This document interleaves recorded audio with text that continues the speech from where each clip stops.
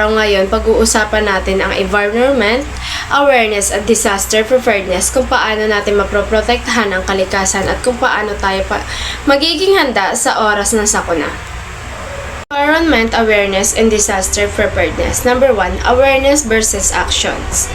Ang kakulangan sa environment, awareness at pagdudulot ng maling gawain tulad ng improper waste disposal na pagiging sanhi ng mga baha at iba pang sakuna. Mahalaga ang edukasyon upang mahikayat ang mga mamamayan na kumilos at pahalagaan ng kalikasan.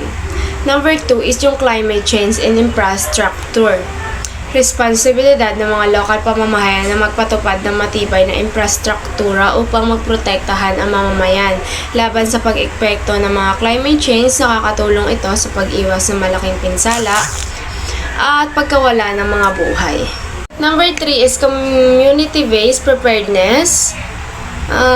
Mas epektibo ang community-based preparedness dahil sa mas mabilis kumilos ang komunidad at alam nila ang sarili nilang pangangailangan. Nakakatulong din ito sa pagbawas ng pinsala at pagligtas ng buhay. Number 4, media's role. Malaki ang papel ng media ang pagbibigay ng babala at impormasyon sa sakuna, ngunit dapat maging responsibilidad upang maiwasan ang maling impormasyon at panik. Ang ating next na topic ay good governance. Number 1 is defining a good governance. Ang good governance ay mga transparency, accountability at pakikilahok sa mamamayan. Ito ay nasusukat sa maayos na serbisyo at tiwala sa publiko, pamahalaan. Number 2, technology and transparency. Nakakatulong ang mga teknolohiya sa mga pagbabantay ng pondo gobyerno at pagbabawas sa korupsyon. Mas nagiging bukas at malinaw ang mga transaksyon. Dito na tayo sa number 3, citizen participation. Mahalaga ang pakikilahok ng mamamayan dahil sa nagbibigay ito ng boses sa publiko. Mas nagiging makatarungan ng desisyon ng pamahalaan. Number 4 is role of the civil service.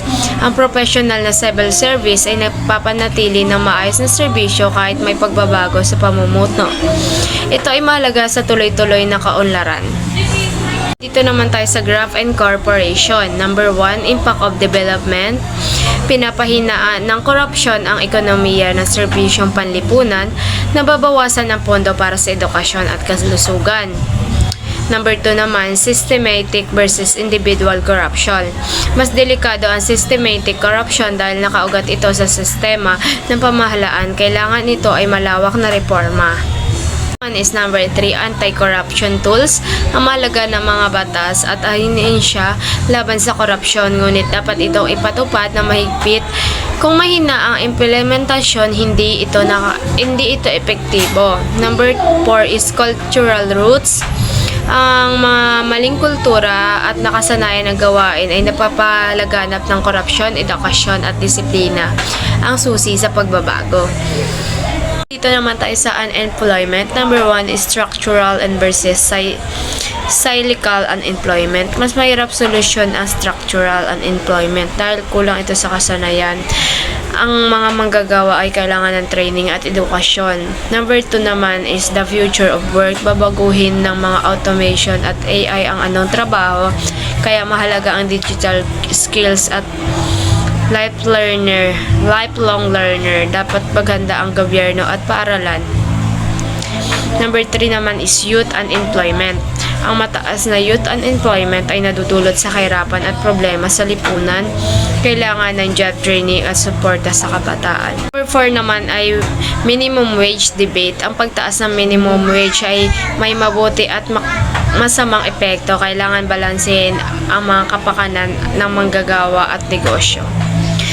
Next naman ay child abuse, under reporting and prevention. Hindi nare-report ang mga child abuse dahil sa takot at kahihiyan.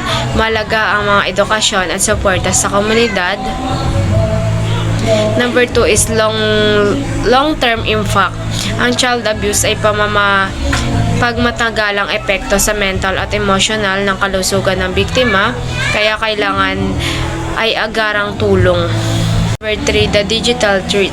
Ang online abuse ay cyberbullying ay lumalalang problema kaya kailangan ng batas at gabay ng magulang. Number 4 naman is state intervention in family rights. Dapat manghimasok ang estado kapag nakalagay sa panganib ang bata. Ang kapakanan ng bata ang dapat unahin.